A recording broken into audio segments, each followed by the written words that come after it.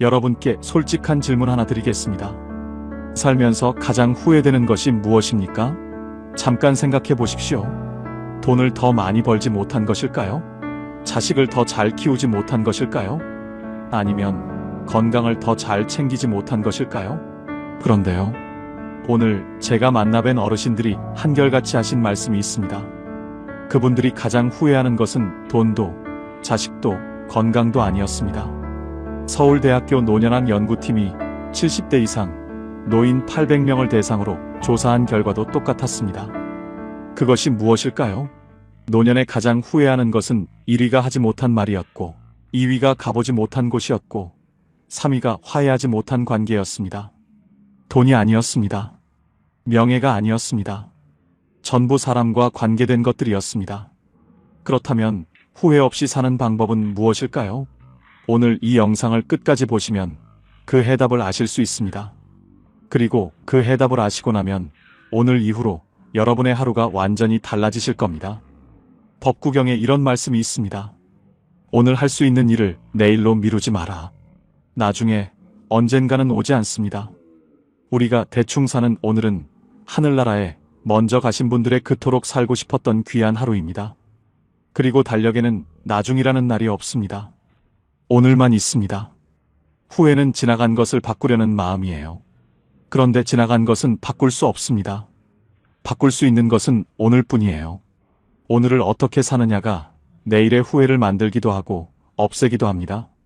오늘 제가 알려드릴 5가지 이야기가 바로 그것입니다. 그런데 한 가지 미리 말씀드리겠습니다. 5가지 중에 가장 중요한 것은 4번째입니다. 끝까지 저와 함께 해주십시오. 나이 들수록 인생을 행복하게 사는 법, 1번째입니다. 하고 싶은 말은 오늘 하십시오. 평생 참으셨다고요? 이제 그러지 마세요.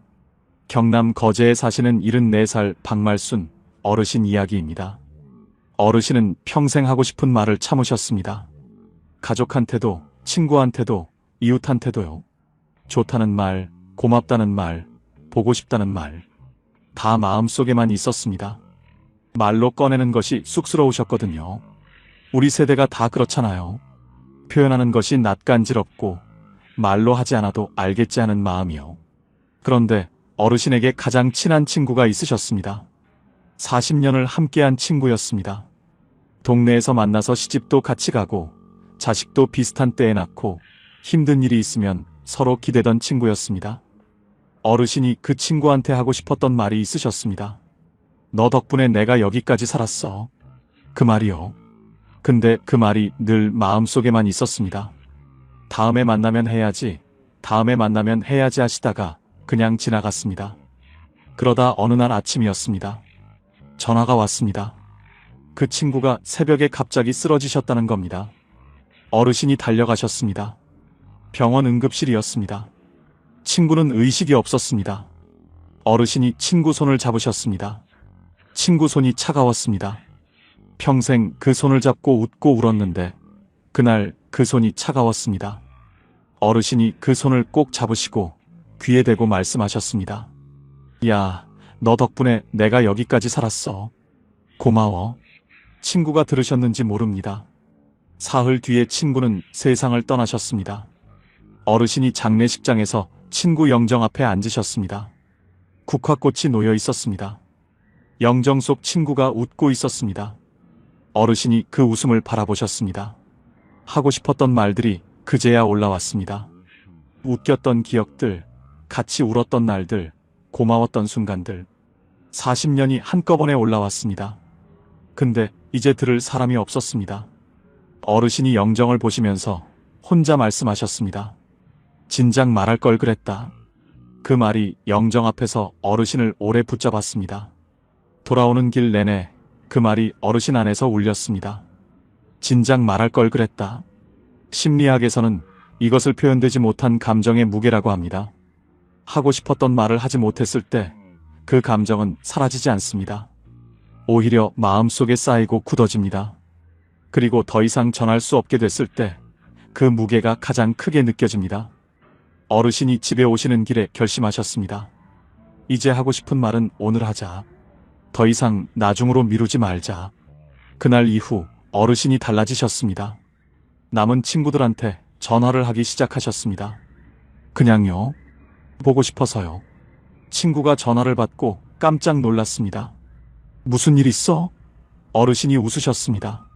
아니, 그냥 목소리 듣고 싶어서. 친구가 한참 있다가 말했습니다. 나도 마침 내 생각하고 있었는데. 두 분이 한참을 전화 통화를 하셨습니다. 아무것도 아닌 이야기들을요. 그 전화가 그날 친구의 하루를 바꿨습니다. 자식한테도 달라지셨습니다. 아들이 먼 길을 달려왔을 때 예전엔 그냥 들어오라고만 하셨는데 그날은 문 앞에서 말씀하셨습니다. 왔구나. 보고 싶었어. 아들이 멈칫했습니다. 어머니가 그런 말씀을 하신 게 처음이었거든요. 아들이 아무 말 없이 어르신을 안았습니다. 쇼펜하우어는 이런 말을 했습니다. 우리가 나누는 말 한마디가 상대방의 하루를 바꿀 수 있다. 그런데 그 말을 하지 않으면 아무것도 바뀌지 않는다. 말은 때가 있습니다. 꽃이 피는 때가 있듯 말도 피어야 할 때가 있습니다. 그때를 놓치면 꽃이 지듯 말도 사라집니다. 어르신이 이렇게 말씀하셨습니다. 말은 마음속에 있으면 내 것이지만 꺼내면 두 사람 것이 돼요. 나눠야 두 배가 돼요. 친구한테 못한 말이 평생 후회로 남았어요. 이제는 하고 싶은 말은 오늘 해요. 여러분께 여쭤보고 싶습니다. 지금 이 순간 하고 싶은 말이 있으신 분이 계십니까? 그 말을 오늘 하십시오. 내일로 미루지 마십시오.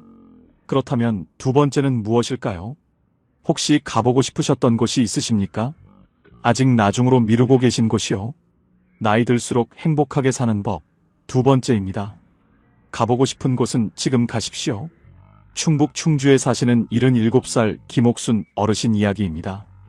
어르신에게는 꼭 가보고 싶은 곳이 있으셨습니다. 경주였습니다.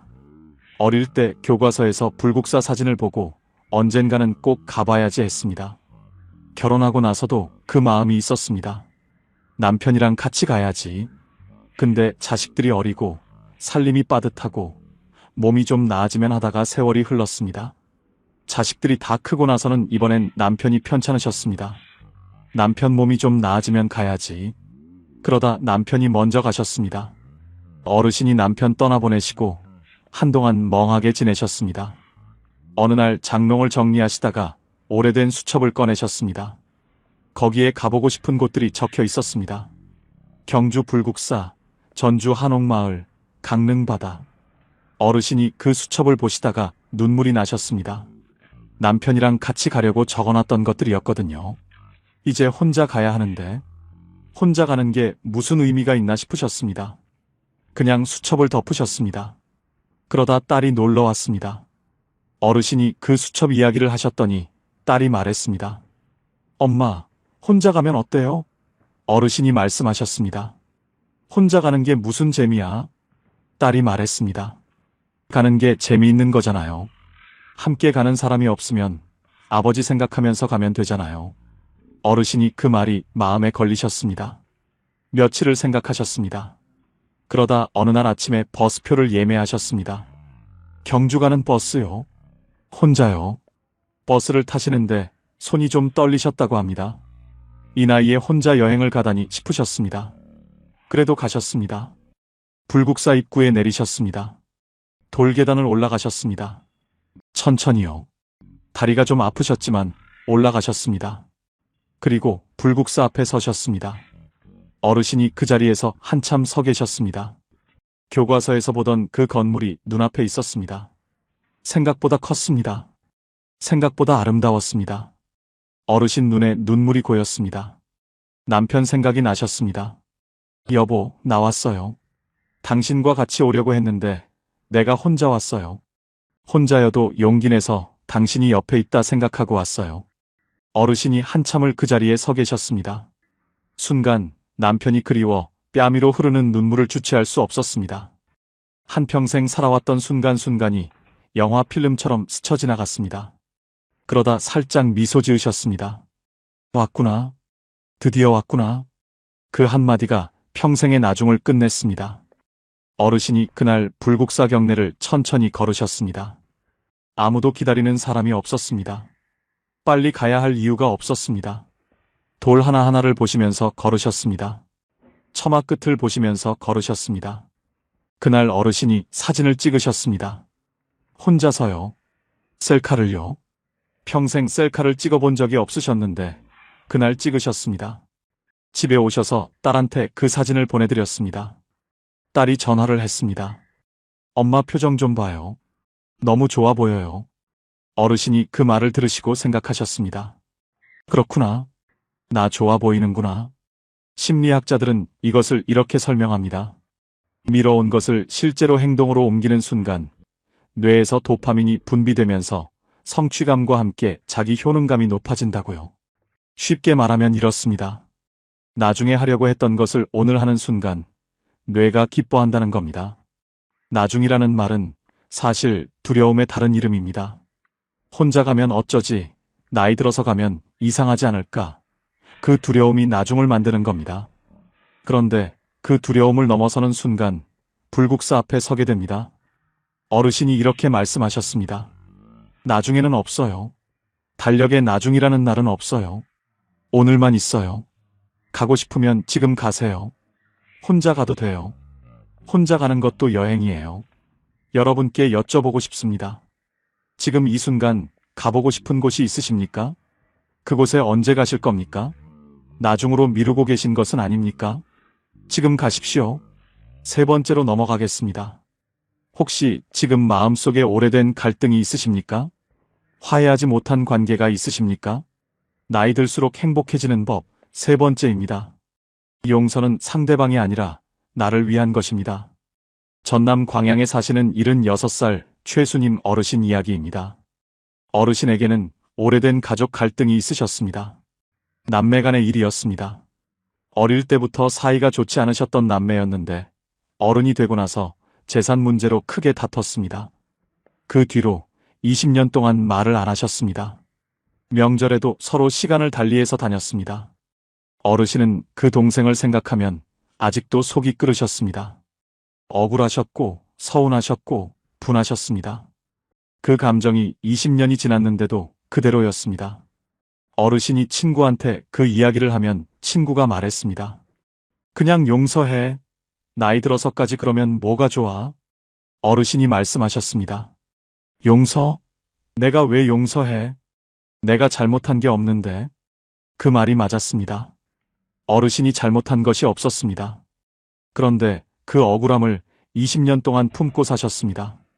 그러다 어느 날 동생이 아팠다는 소식을 들으셨습니다. 위암이었습니다.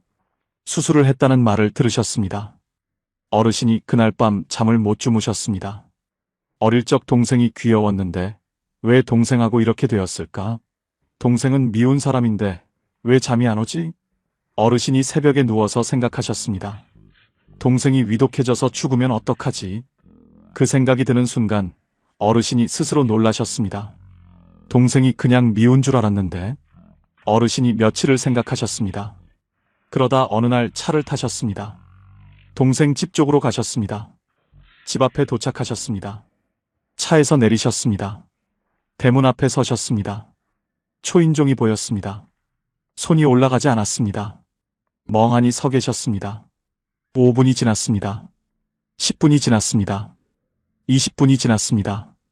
담장 너머로 마당에 감나무가 보였습니다. 어릴 때 동생과 같이 그 감나무에서 감을 따던 기억이 올라왔습니다. 까르르 웃으며 재밌던 적도 있었어요. 마음이 착잡했습니다. 어르신이 결국 돌아서셨습니다. 차에 타셨습니다. 집으로 오셨습니다. 그런데 이상했습니다. 집에 오시는 길에 마음이 조금 가벼우셨습니다. 초인종을 누르지 못했는데도요. 동생을 만나러 가려고 했다는 것만으로도 뭔가 달라지는 것 같으셨습니다. 일주일이 지났습니다. 어르신이 다시 차를 타셨습니다. 동생 집 앞에 도착하셨습니다. 여전히 감이 주렁주렁 열려 있었어요. 이번엔 차에서 내리시자마자 걸어가셨습니다. 생각할 시간을 주지 않으셨습니다. 그리고 초인종을 누르셨어요. 딸깍. 잠시 후 문이 열렸습니다. 그 동생이 나왔습니다. 얼굴 안 보고 산지 얼마 만인지 20년 만이었습니다. 동생은 많이 야위어 있었습니다. 두 분이 마주 보셨습니다. 아무 말도 없었습니다. 그러다 동생분이 말했습니다. 왔어? 어르신이 말씀하셨습니다. 왔어. 그게 전부였습니다. 두 분이 마루에 앉으셨습니다. 대추차를 한 잔씩 드셨습니다. 말이 없었습니다. 그냥 차를 드셨습니다. 그 침묵이 불편하지 않으셨습니다. 이상하게요. 20년의 침묵과는 다른 침묵이었습니다. 20년의 침묵은 차갑고 딱딱한 침묵이었는데 그날의 침묵은 따뜻하고 부드러운 침묵이었습니다. 차를 다 드시고 나서 어르신이 일어나셨습니다. 가야겠다고 하셨습니다. 동생이 문까지 따라 나왔습니다. 어르신이 돌아서서 걸어가시는데 동생분이 말했습니다. 다음에 또 와. 어르신은 뒤를 돌아보지 않고 손을 드셨습니다. 그리고 차에 타셨습니다.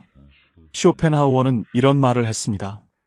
다른 사람의 잘못에 분노하는 것은 남이 지른 불에 내가 타는 것과 같다. 불을 지른 것은 상대방인데 타는 것은 나입니다. 용서는 상대방에게 주는 선물이 아닙니다. 내가 나에게 주는 선물입니다. 오래된 원망을 붙들고 있는 것은 뜨거운 숯덩이를 손에 쥐고 상대방에게 던지려는 것과 같습니다. 가장 많이 되는 것은 내 손입니다. 어르신이 이렇게 말씀하셨습니다. 용서한 게 아니에요. 그냥 동생 얼굴만 한번 보려고 갔어요. 근데 갔더니 내 마음이 달라지더라고요. 용서는 상대방을 위한 게 아니에요. 나를 위한 거예요. 20년 동안 내가 나를 가뒀던 거예요. 이제 그 감옥 속에서 나온 것 같아요. 여러분께 여쭤보고 싶습니다. 지금 이 순간 화해하지 못한 관계가 있으십니까? 그 관계 때문에 밤에 잠이 안 오신 적이 있으십니까? 용서는 상대방을 위한 것이 아니라 나를 위한 것입니다. 나이 들수록 행복해지는 법, 네 번째입니다. 오늘 이 영상에서 제가 가장 드리고 싶은 이야기입니다. 내가 나를 가장 먼저 안아줘야 합니다. 잠깐 멈추겠습니다. 지금부터 드릴 이야기가 오늘 이 영상에서 가장 깊은 이야기입니다. 여러분께 먼저 한 가지 여쭤보겠습니다. 여러분은 지금 여러분 자신이 좋으십니까? 나 자신이 좋다. 나는 잘 살아왔다. 그런 생각이 드십니까? 망설여지신다고요? 선뜻 그렇다고 하시기 어려우신 분이 계시죠? 그렇다면 이 이야기는 여러분을 위한 것입니다. 끝까지 들어보세요. 경북 영천에 사시는 79살 이말래 어르신 이야기입니다. 어르신은 평생 스스로에게 가혹하셨습니다. 더 잘해야 했는데, 더 참아야 했는데, 더 잘 키워야 했는데, 자식이 힘들면 내 탓, 남편이 힘들면 내 탓, 집안이 어려우면 내 탓. 그 자책이 평생 어르신을 따라다녔습니다. 어르신이 잘한 것들도 많으셨습니다. 가난한 살림에 자식 셋을 다 가르치셨고, 시부모를 10년 넘게 모시셨고, 남편 병치레를 혼자 감당하셨습니다. 대단한 일들이었습니다. 그런데 어르신은 그것들을 잘한 것이라고 생각하지 않으셨습니다. 당연히 해야 하는 것을 한 것뿐이라고 생각하셨습니다. 칭찬받을 일이 아니라고요. 그러면서 잘못한 것들은 아주 크게 보셨습니다. 자식한테 한번 크게 화를 냈던 것, 시어머니한테 퉁명스럽게 대했던 것, 남편한테 서운한 말을 했던 것, 그것들이 수십 년이 지나도 마음속에 남아 있으셨습니다. 어르신이 혼자 계실 때면 그 기억들이 올라왔습니다. 그때 내가 왜 그랬을까? 그때 좀 더 잘해줬어야 하는데. 그 자책이 어르신을 오래 붙잡았습니다. 정말 힘들었습니다. 울컥울컥한 날이 수없이 많았습니다. 그러다 어르신 팔순 생일날이었습니다. 자식들이 다 모였습니다. 손주들도 왔어요. 케이크에 불을 켰습니다. 다들 박수를 치셨습니다. 어르신이 소원을 비시고 불을 끄셨습니다. 케이크를 자르는데 중학교 다니는 손녀가 어르신 옆으로 왔습니다. 그리고 말했습니다. 할머니는 할머니 자신이 좋아요? 어르신이 그 질문을 들으시고 웃으시려다가 멈추셨습니다. 좋아요? 할머니 자신이요? 그 질문이 어르신한테 처음으로 오는 질문이었습니다. 평생 누구도 그런 걸 물어본 적이 없었습니다. 어르신 스스로도 그런 걸 생각해 본 적이 없었습니다. 어르신이 난처한 표정을 지으면서 대답을 못 하셨습니다. 손녀가 초롱초롱한 눈으로 할머니의 대답을 기다렸어요. 어르신이 한참을 있다가 눈물을 흘리셨습니다. 소리 없이요. 케이크 앞에서 가만히 할머니의 뺨 위로 눈물이 흘렀습니다. 손녀가 놀라서 할머니 왜 울어요? 하고 물었습니다. 어르신이 눈물을 닦으시면서 말씀하셨습니다. 아니야. 그냥 내가 나 자신이 좋은지 한 번도 생각해 본 적이 없었네 싶어서. 그날 밤이었습니다. 손님들이 다 돌아가고 어르신이 혼자 방에 계셨습니다. 화장대 앞에 앉으셨습니다. 거울을 보셨습니다. 거울 속에 79살 어르신이 계셨습니다. 주름이 많았습니다. 머리가 하였습니다. 어르신이 그 얼굴을 오래 보셨습니다. 그러다 혼자 말씀하셨습니다. 이말래, 너 정말 잘 살았어. 평생 동안 진짜 수고했어. 그 말이 처음엔 어색하셨습니다. 내가 왜 이런 말을 하나 싶으셨습니다. 그런데 한 번 더 하셨습니다. 말래, 너 잘 살았어. 수고했어. 그러다 세 번째 하시는데 눈물이 왈칵 나셨습니다. 이번엔 큰 울음소리가 났습니다. 평생 누구한테도 그 말을 들어본 적이 없으셨습니다. 잘 살았다고, 수고했다고. 가족들도 남편도 자식들도 그 말을 해준 적이 없었습니다. 그리고 어르신 스스로도 한 번도 그 말을 자신에게 한 적이 없었습니다. 어르신이 거울 속 자신을 보시면서 한참을 우셨습니다. 그러다 이렇게 말씀하셨습니다. 나 참 열심히 살았네. 잘했어. 어르신은 그날 그 어느 때보다 편안하고 깊은 잠자리에 드셨습니다. 창밖으로 둥근 달이 밝게 비쳤습니다. 보건복지부 노인 정신건강실태조사에 따르면 자기 자신에 대한 긍정적 평가가 낮은 노인일수록 우울감과 고독감이 높고 반대로 자기 수용도가 높은 노인일수록 삶의 만족도가 3배 이상 높은 것으로 나타났습니다. 나를 사랑하는 것이 이기적인 것이 아닙니다. 내가 먼저 나를 안아줘야 남도 안아줄 수 있습니다. 자책은 내가 나를 때리는 것과 같습니다. 남이 나를 때리면 피하면 됩니다. 그런데 내가 나를 때리면 피할 곳이 없습니다. 가장 잔인한 폭력은 자기 자신에게 하는 폭력입니다. 어르신이 이렇게 말씀하셨습니다. 팔순이 돼서야 거울 보면서 잘 살았다고 했어요. 진작 했어야 했는데 그게 제일 후회돼요. 여러분께 부탁드리고 싶습니다. 오늘 밤 잠드시기 전에 거울을 한번 보십시오. 그리고 자신에게 이렇게 말씀해 주십시오. 잘 살았어. 수고했어. 그 말이 진심이니까요. 거짓이 아니니까요. 이제 마지막입니다. 나이 들수록 행복해지는 법 5번째입니다. 오늘이 가장 젊은 날입니다. 여러분, 지금 이 순간 여러분의 나이가 몇이십니까? 70이십니까? 75이십니까? 80이십니까? 그 나이가 많다고 생각하십니까? 그런데 한 가지 말씀드리겠습니다. 지금 이 순간이 여러분의 남은 인생에서 가장 젊은 때입니다. 내일이 되면 오늘이 가장 젊었던 날이 됩니다. 그러니까 지금 이 순간이 가장 젊습니다. 다산 정약용 선생은 말씀하셨습니다. 지금 이 순간이 남은 인생에서 가장 젊은 때다. 오늘 이 하루를 충분히 살아야 한다. 오늘 4분 어르신을 만났습니다. 친구를 보내고 나서 하고 싶은 말을 오늘 하기 시작하신 박말순 어르신, 혼자 불국사에 가셔서 드디어 왔구나 하신 김옥순 어르신, 20년 만에 형제집 초인종을 누르신 최수님 어르신, 팔순 생일날 밤에 거울 앞에서 처음으로 잘 살았어 하신 이말래 어르신. 그분들이 공통으로 하신 말씀이 있습니다. 진작 할 걸 그랬어요. 그 한마디입니다. 하지만 그분들이 또 공통으로 하신 말씀이 있습니다.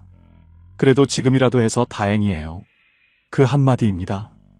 후회 없이 사는 것은 거창한 것이 아닙니다. 오늘 하고 싶은 말을 하는 것, 오늘 가보고 싶은 곳에 가는 것, 오늘 용서하는 것, 오늘 나를 안아주는 것, 그리고 오늘이 내 인생에서 가장 젊은 날이라는 것을 아는 것. 그게 전부입니다. 이말래 어르신이 그날 이후 매일 아침 달력을 보십니다.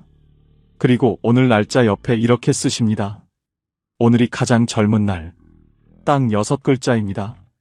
그런데 그 6글자가 어르신의 하루를 바꿉니다. 어르신이 이렇게 말씀하셨습니다.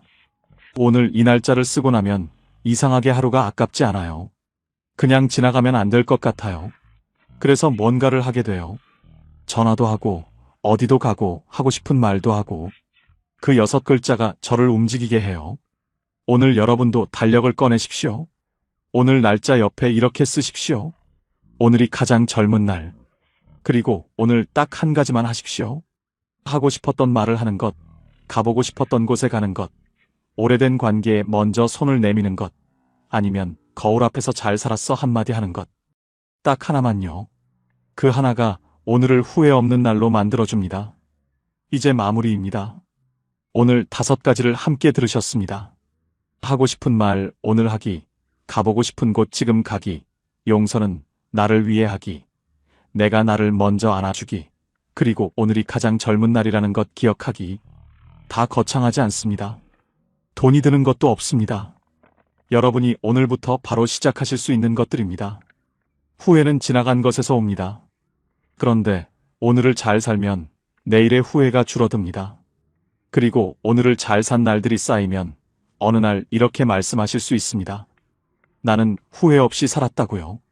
여러분은 지금까지 정말 열심히 사셨습니다. 평생 누군가를 위해 살았고, 평생 뒤에서 받쳐주셨고, 평생 먼저 챙겨주셨습니다. 넘어져도 다시 일어나시고, 억울해도 참으시고, 무서워도 내색하지 않으셨습니다. 그 삶이 이미 대단한 삶입니다. 그러니 오늘 밤 거울 앞에 서서 꼭 이렇게 말씀해 주십시오. 잘 살았어. 수고했어. 그리고 내일 아침 달력에 이렇게 쓰십시오. 오늘이 가장 젊은 날. 그 말이 진심이니까요. 거짓이 아니니까요. 내일은 오늘보다 반드시 더 따뜻하고 빛날 것입니다. 오늘 5가지 중에 가장 가슴에 남으신 것이 무엇인지 댓글로 나눠주십시오. 여러분의 한마디가 지금 이 영상을 혼자 보고 계실 누군가에게 오늘 하루를 살아갈 희망과 이유가 될 수 있습니다. 오늘도 끝까지 함께 해주셔서 진심으로 감사드립니다. 황금노후는 여러분의 행복을 위해 평생 응원하겠습니다. 지금까지 황금노후였습니다. 우리는 팔자 좋다는 말을 잘못 이해하고 살았습니다. 팔자 좋은 노후는 돈 많은 노후, 자식 잘된 노후, 건강한 노후라고 생각했습니다. 그래서 평생 돈을 모았고, 자식을 잘 키우려 애썼고, 건강을 지키려 노력했습니다. 그런데 막상 노년이 되어보니 달랐습니다. 평생 잘못 알고 있었던 겁니다. 73세 김정수 씨는 재산이 20억이 넘습니다. 서울에 아파트가 있고 예금도 있고 연금도 나옵니다. 돈 걱정은 없습니다. 그런데 정수 씨는 불안합니다. 왜 그럴까요? 밤마다 통장 잔고를 확인합니다. 이 돈으로 얼마나 더 살 수 있을까? 병원비 많이 나오면 어떡하지? 요양원 가려면 얼마나 들까? 돈이 많은데도 돈 걱정을 합니다. 자식들이 자기 재산을 노리는 것 같아서 의심하고 사기당할까봐 사람도 못 만나고 돈 쓰는 것도 아깝고 돈은 많은데 불행합니다. 정수 씨는 제게 말했습니다. 돈이 많으면 행복할 줄 알았는데 돈이 많아도 불안하더라고요. 69세 박미숙 씨는 자식이 잘 됐습니다. 아들은 대기업 임원, 딸은 의사입니다. 손주들도 명문대 다니고 집도 잘 살고 자랑할 게 많습니다. 그런데 미숙 씨는 외롭습니다. 자식들은 바빠서 자주 못 옵니다. 명절에 한 번, 생일에 한 번 보는 게 전부입니다. 전화는 일주일에 한 번 할까 말까입니다.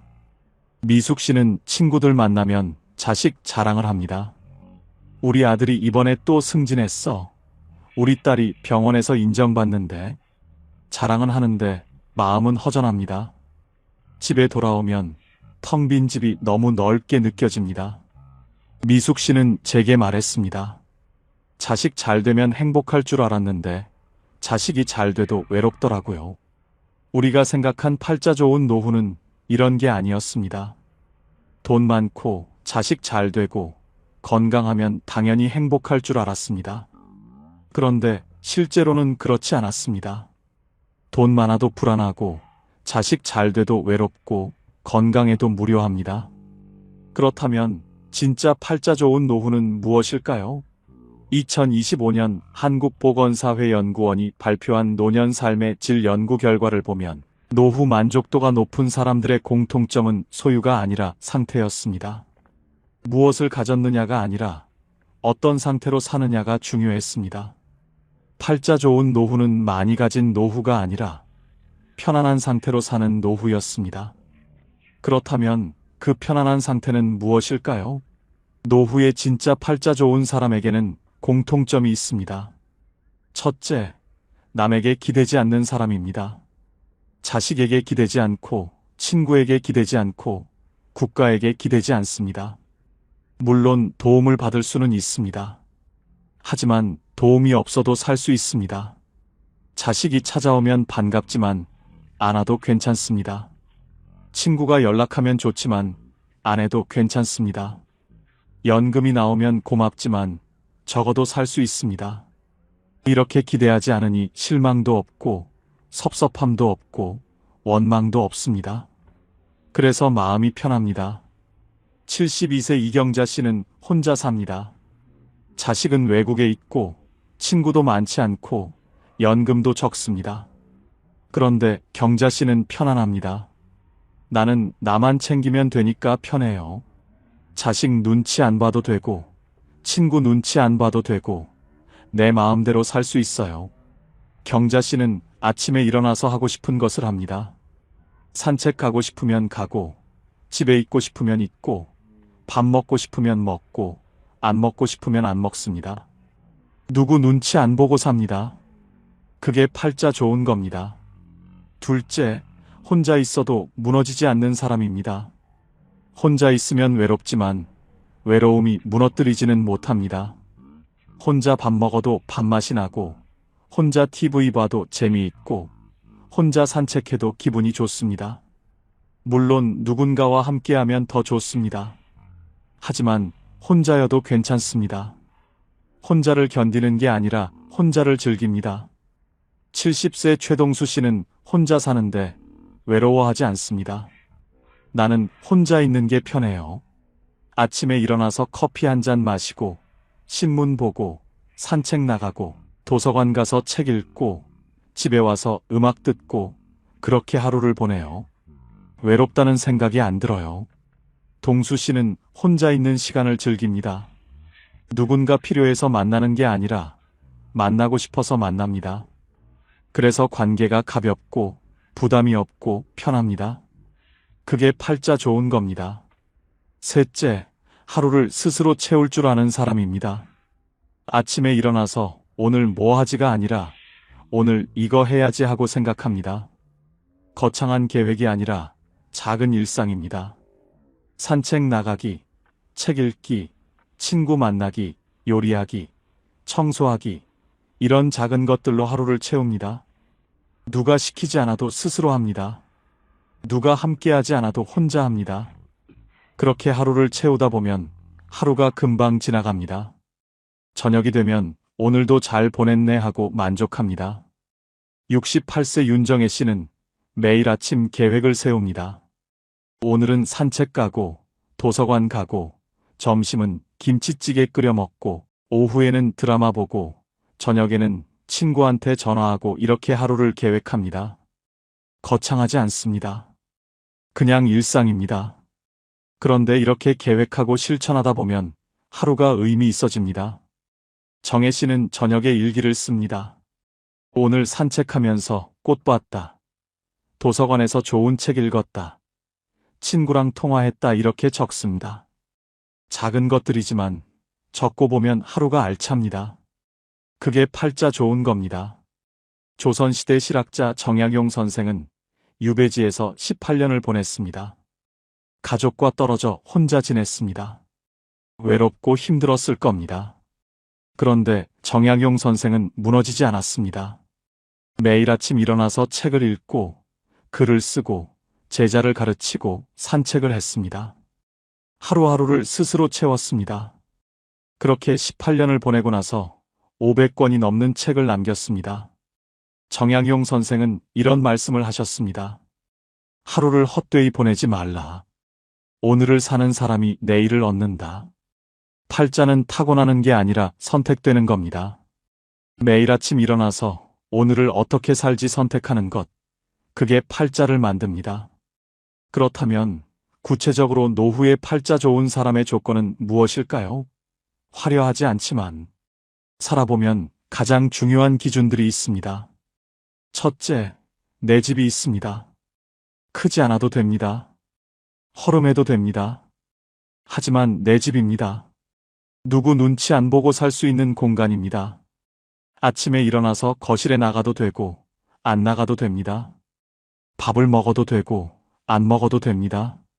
청소를 해도 되고, 안 해도 됩니다. 내 마음대로입니다. 월세로 사는 노인은 불안합니다. 언제까지 여기 살 수 있을까? 집주인이 나가라고 하면 어디로 가지? 이런 걱정을 합니다. 자식 집에 사는 노인도 불편합니다. 거실에 나가려다가 며느리 눈치 보고, 냉장고 열려다가 사위 눈치 보고 방에만 있습니다.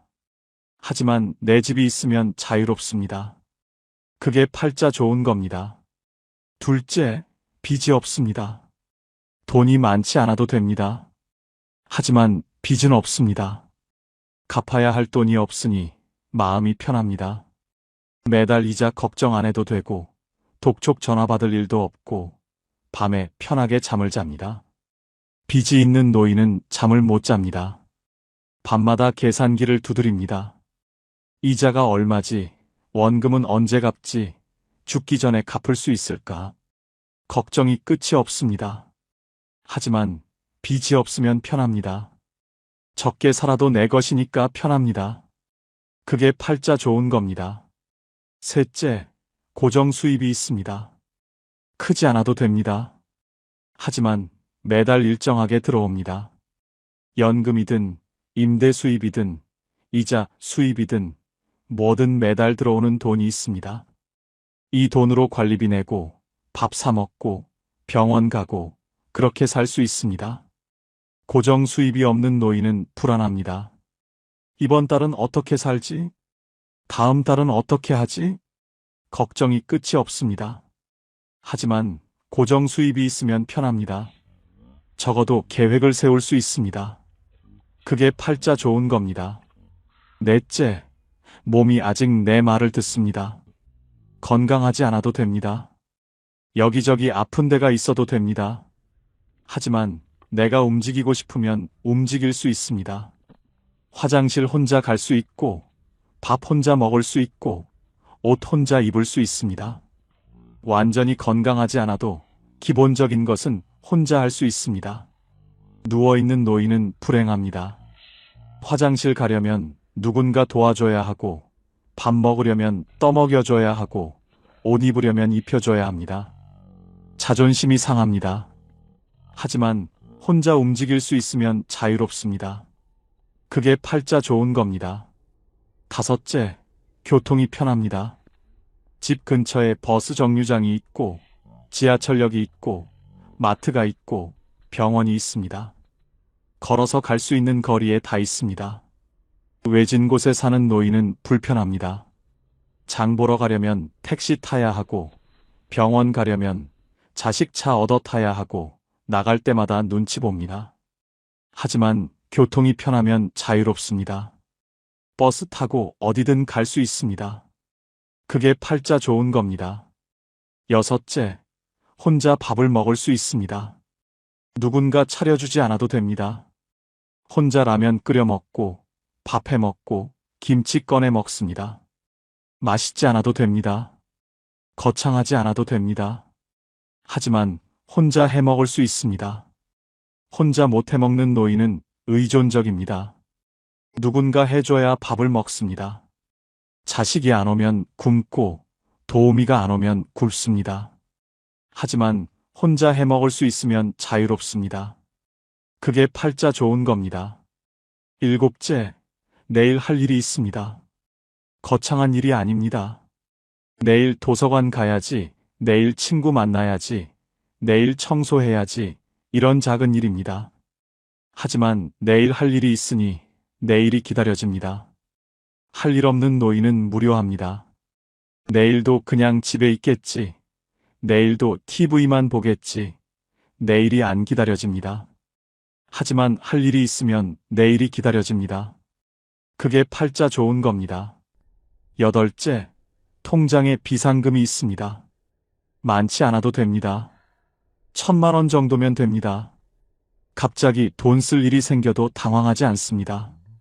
이가 아파서 치과 가야 하면 가고, 안경이 망가져서 새로 맞춰야 하면 맞추고, 보일러가 고장나서 고쳐야 하면 고칩니다. 비상금 없는 노인은 불안합니다. 갑자기 돈 쓸 일이 생기면 자식한테 손 벌려야 합니다. 하지만 비상금이 있으면 편합니다. 그게 팔자 좋은 겁니다. 아홉째, 마음 편한 사람이 한 명 있습니다. 자식이든 친구든 이웃이든 한 명이면 됩니다. 힘들 때 전화할 수 있는 사람, 아플 때 부를 수 있는 사람, 외로울 때 만날 수 있는 사람이 한 명 있습니다. 많을 필요 없습니다. 한 명이면 됩니다. 아무도 없는 노인은 외롭습니다.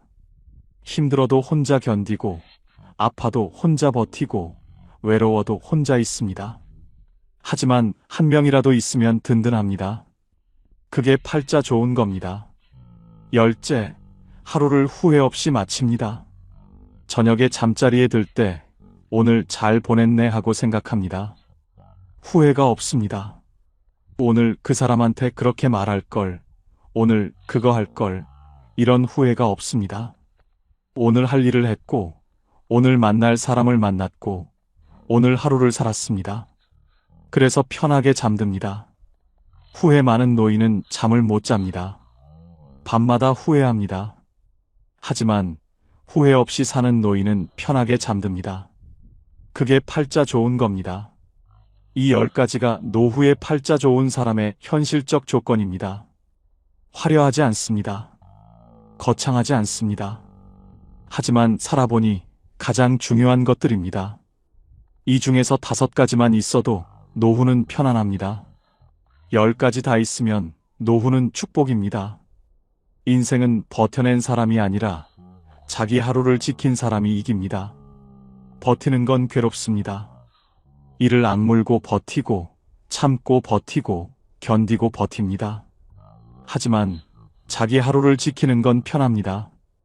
오늘 하루 내가 하고 싶은 것 하나 하고, 내가 먹고 싶은 것 하나 먹고, 내가 만나고 싶은 사람 하나 만나고, 그렇게 하루를 지킵니다. 버티는 사람은 언젠가 무너집니다. 하지만 하루를 지키는 사람은 무너지지 않습니다. 오늘 하루를 지켰으니 내일도 지킬 수 있습니다. 그렇게 하루하루 지키다 보면 1년이 되고 10년이 됩니다. 성공이 아니라 존엄이 노후의 기준입니다. 노후는 뭔가를 이루는 시간이 아닙니다. 뭔가를 지키는 시간입니다. 내 자존심을 지키고, 내 자유를 지키고, 내 하루를 지킵니다. 크게 성공하지 않아도 됩니다. 하지만 존엄은 지켜야 합니다. 누구한테 손 벌리지 않고, 누구한테 눈치 보지 않고, 내 힘으로 삽니다. 그게 존엄입니다. 그리고 그 존엄이 노후를 지킵니다. 70대가 넘어서야 깨달은 분들이 한결같이 말씀하셨습니다. 진작 알았더라면 얼마나 좋았을까 하지만 지금 이 이야기를 들으신 여러분은 다릅니다. 여러분은 그들보다 앞서 있습니다.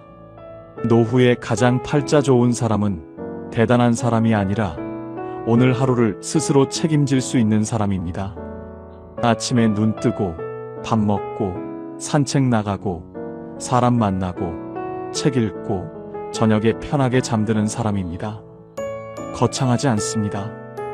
하지만 그게 팔자 좋은 삶입니다. 우리는 평생 주는 것만 배웠지 멈추는 것은 배우지 못했습니다. 하지만 이제는 압니다. 조금 덜 해주는 것도 사랑이라는 걸요.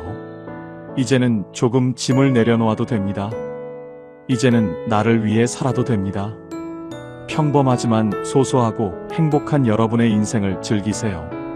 여러분의 노후가 행복하시길 진심으로 응원합니다. 지금까지 황금노후였습니다. 감사합니다. 73세 김순예 어르신, 어제 저녁 냉장고 앞에서 5분을 멍하니 서 있었습니다. 뭘 꺼내려고 했는지 기억이 안 나요. 그런데 문득 이런 생각이 들었어요. 아, 나 치매 오는 건가? 깜짝 놀라서 병원에 갔습니다. 의사 선생님이 웃으며 말했어요. 어르신, 이거 치매 아니에요. 외로움이에요. 외로움이 치매처럼 뇌를 망가뜨린다는 거 아세요? 서울대 의대 연구 결과인데요. 혼자 사는 노인이 치매 걸릴 확률이 2.6배 높습니다. 그런데 더 놀라운 건 김순예 어르신이 3개월 만에 이걸 완전히 뒤집었다는 겁니다. 치매약 하나는 안 먹고요. 어떻게 가능했을까요? 비밀은 의외로 간단했습니다. 지금부터 그 이야기 들려드릴게요. 김순예 어르신의 통장에는 매달 25일 딱 90만 원이 들어옵니다. 유족연금이에요. 3개월 전 남편이 갑자기 세상을 떠나기 전까지는 150만 원이었어요. 하루아침에 40%가 줄었습니다. 그래도 다행인 것은 배우자라서 평생 매달 90만 원을 받을 수 있는 것이에요. 그런데 이상한 일이 벌어졌어요. 혼자 사니까 돈이 덜 들 줄 알았는데 관리비는 똑같이 15만 원 나왔습니다. 전기세, 가스비 합쳐서 7만 원, 휴대폰 3만 원, 25만 원이 그냥 빠져나가요. 부식비가 30만 원 나갑니다. 여기에 고혈압약, 무릎 주사 맞으러 정형외과 다니면 병원비 10만 원. 계산해보니 한 달에 70만 원이 기본으로 나갑니다. 남는 건 20만 원. 이게 무슨 의미인지 아세요? TV 고장나면 끝이에요. 보일러 고장나면 끝입니다. 치과 가야 하면 그것도 끝이에요. 어르신은 매일 아침 계산기를 두드렸습니다. 이 돈으로 몇 년이나 더 살 수 있을까? 저녁 7시 밥을 먹습니다. 혼자 식탁에 앉아서요. 50년 동안 맞은편에 앉아있던 사람이 없습니다. 어르신은 습관적으로 그릇을 2개 꺼냈다가 하나를 다시 넣었어요. 그 순간 눈물이 났습니다. 밥이 목으로 안 넘어가요. 억지로 몇 숟가락 먹고 설거지를 했습니다. 밤 9시 침대에 눕습니다. 이불을 덮는데 옆자리가 너무 텅 비어 있어요. 어르신은 습관적으로 손을 뻗었습니다. 50년 동안 그 자리에 있던 사람을 찾아서요. 하지만 차가운 이불만 만져졌어요. 그때 깨달았습니다. 아, 정말 혼자구나. 하버드 대학교 의대에서 75년 동안 추적 조사한 결과가 있습니다. 노년의 건강과 행복을 결정하는 건 돈도 아니고 학력도 아니었어요. 단 하나, 관계의 질이었습니다. 그런데 여기서 놀라운 게 뭔지 아세요? 관계의 양이 아니라 질이래요. 친구 100명보다 진짜 이야기 나눌 사람 1명이 더 중요하다는 겁니다. 김순예 어르신은 그걸 몰랐어요. 그냥 혼자라서 불행하다고만 생각했습니다. 그러던 어느 날 장을 보러 마트에 갔어요. 입구에서 같은 아파트 할머니를 만났습니다. 엘리베이터에서 가끔 마주치던 분이에요. 어디 가세요? 장 보러요. 나도 장 보러 왔어요. 같이 가요. 별것 아닌 대화였습니다. 마트를 돌면서 이거 어디 있어요? 저거 얼마예요? 물어보고 대답하고. 그게 전부였어요. 그런데 집에 돌아오는 길에 어르신은 깨달았습니다. 오늘 하루 중 가장 기분 좋았던 시간이 바로 그 20분이었다는 거요. 누군가와 말을 나눈다는 것. 그게 이렇게 소중한 일인 줄 몰랐습니다. 다음 날 아침 어르신은 평소보다 30분 일찍 일어났어요. 창문을 활짝 열었습니다. 10월 아침 공기가 차갑게 들어왔어요. 숨을 깊이 들이마셨습니다. 살아있다는 게 느껴졌어요. 부엌으로 가서 아침을 차렸습니다. 호박죽을 끓였어요. 남편이 좋아하던 음식이었죠. 예전에는 이 죽을 끓이면 눈물이 났는데 오늘은 달랐습니다. 여보, 오늘 날씨 좋네요. 혼잣말을 했어요. 대답은 없었지만 괜찮았습니다. 어디선가 듣고 있을 거라고 믿었으니까요. 밥을 다 먹고 설거지를 하면서 결심했습니다. 오늘은 밖에 나가봐야겠어. 옷을 입고 운동화를 신었어요. 아파트 단지 안에 작은 공원이 있었습니다. 평소에는 그냥 지나쳤는데 오늘은 천천히 걸어봤어요. 은행나무 잎이 노랗게 물들어 있었습니다. 바람이 불 때마다 잎이 떨어졌어요. 참 예쁘더라고요. 벤치에 앉아서 쉬었습니다. 주변을 둘러보니까 다른 어르신들도 산책하고 있었어요. 어떤 분은 혼자 걷고 어떤 분은 둘이서 걷고 있었습니다. 나만 혼자인 게 아니구나. 그 생각이 조금 위로가 됐어요. 오늘 날씨 좋네요. 요즘 무릎이 안 좋아서요. 하루 중에 누군가와 말을 나눴다는 것. 그게 하루를 견디게 해줬어요. 일주일에 한 번은 마트에서 만난 그 할머니와 커피를 마셨습니다. 복지관 1층에 있는 카페에서요. 아메리카노 한 잔에 1,500원이었어요. 할머니와 앉아서 커피를 마시며 이야기를 나눴습니다.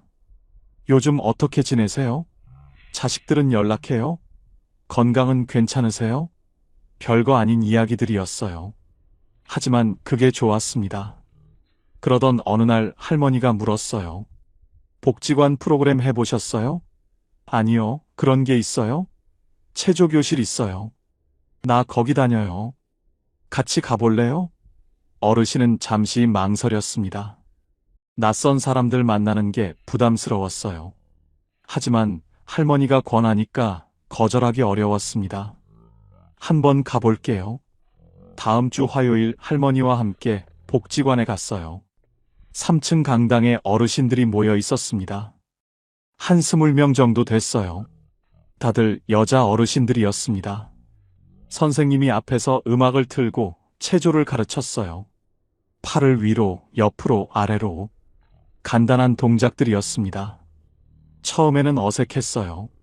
동작도 잘 안 따라가고 사람들 눈치도 보였습니다.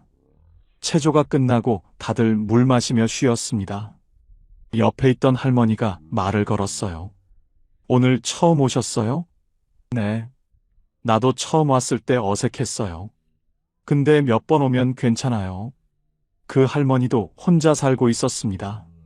남편이 5년 전에 돌아가셨대요. 자식은 미국에 있고요. 외롭지 않으세요? 어르신이 물었습니다.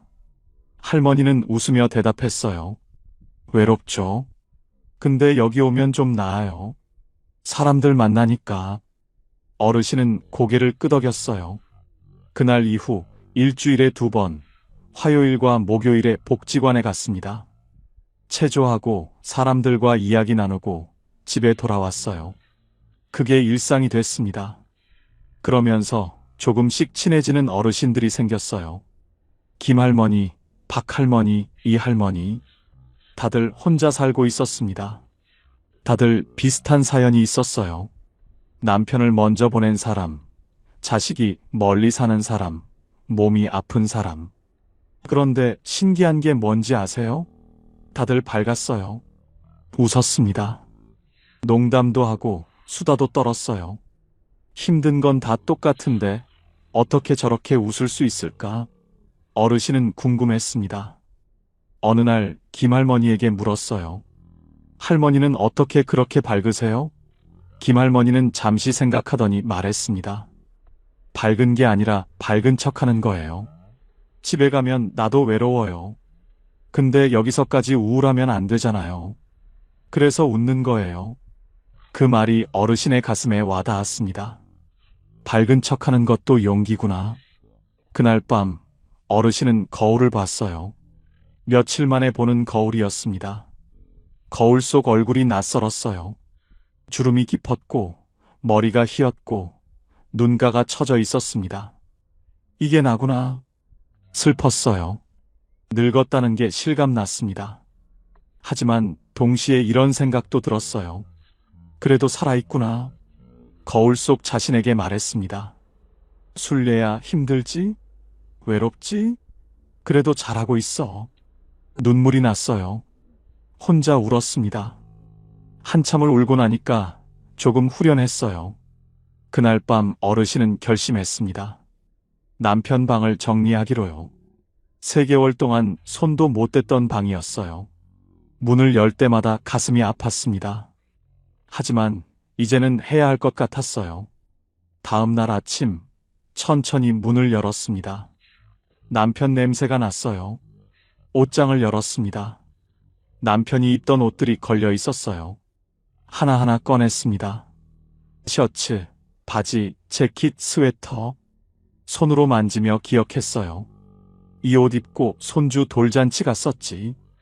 이거 내가 사준 거지. 추억이 떠올랐습니다. 눈물이 났지만 계속했어요. 옷을 깨끗이 개서 상자에 담았습니다. 다 버릴 수는 없었어요. 몇 벌은 남겨뒀습니다. 그 중에 남편이 제일 좋아하던 스웨터가 있었어요. 회색 스웨터였습니다. 부드러운 울 소재였어요. 어르신은 그 스웨터를 입어봤습니다. 큰 사이즈였지만 따뜻했어요. 남편이 안아주는 것 같았습니다. 이건 내가 입어야겠다. 책상도 정리했어요. 서랍을 열었습니다. 남편이 쓰던 안경, 수첩, 펜이 있었어요. 수첩을 펼쳤습니다. 남편 글씨가 보였어요. 순례 생일 선물 사기, 병원 예약 수요일 2시, 전국 알기 이런 메모들이 적혀 있었습니다. 어르신은 그 글씨를 보며 울었어요. 남편이 자기를 생각했다는 게, 자기를 위해 이런저런 신경을 썼다는 게 고마웠습니다. 여보, 고마워요. 미처 말 못했는데 정말 고마웠어요.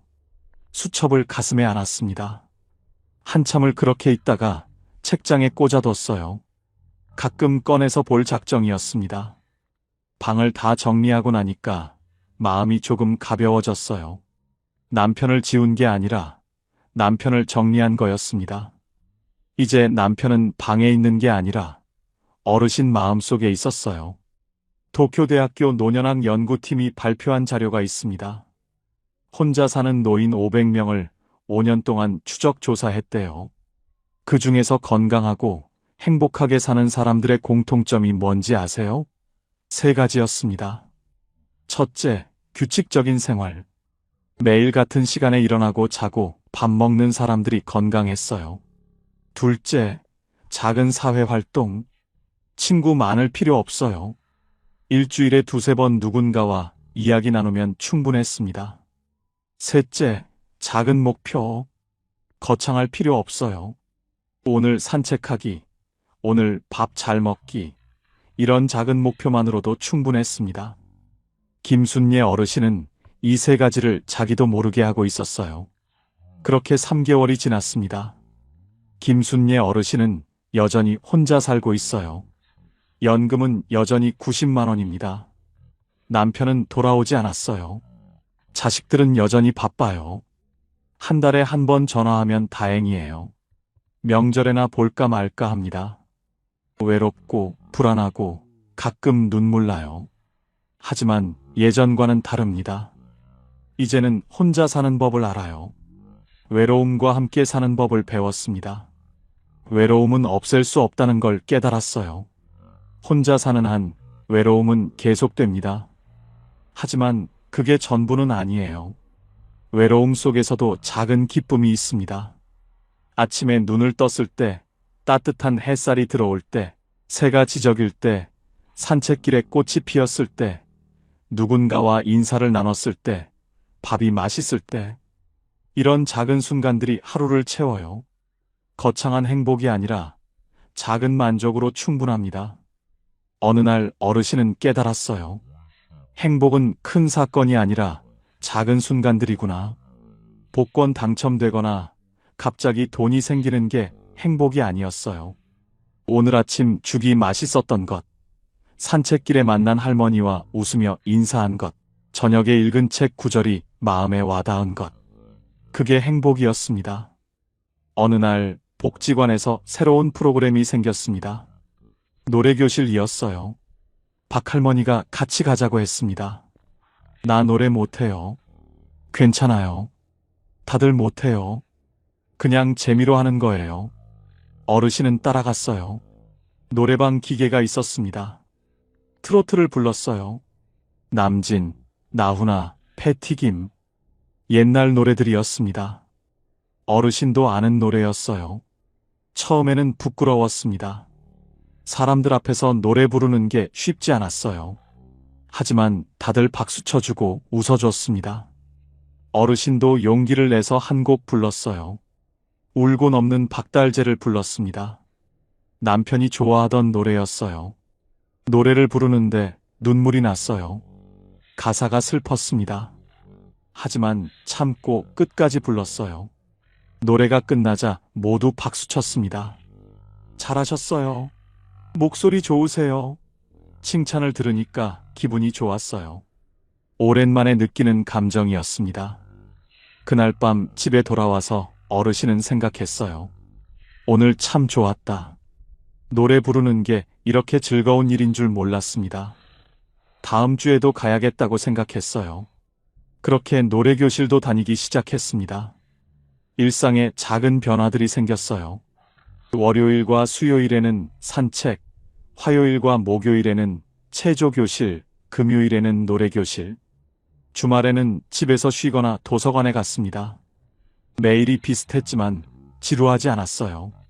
오히려 안정적이었습니다. 예측 가능한 일상이 평화를 줬어요. 어느 날 문득 깨달았습니다. 나 요즘 웃고 있네. 거울을 보니까 표정이 밝아져 있었어요. 주름은 여전했지만 눈빛이 달랐습니다. 생기가 돌았어요. 미국 예일대 연구팀이 50년 동안 추적 조사한 연구가 있습니다. 노년에 건강하게 사는 사람들의 비결이 뭔지 아세요? 돈도 아니고 운동도 아니고 식단도 아니었어요. 바로 삶의 의미였습니다. 아침에 일어날 이유가 있는 사람들이 건강했어요. 거창한 이유가 아니어도 됐습니다. 오늘 복지관 가는 날이야. 오늘 친구 만나는 날이야. 오늘 좋아하는 드라마 하는 날이야. 이런 작은 이유만으로도 충분했습니다. 일어날 이유가 있으면 일어나게 돼요. 밥을 먹을 이유가 있으면 밥을 먹게 됩니다. 살아갈 이유가 있으면 살아가게 돼요.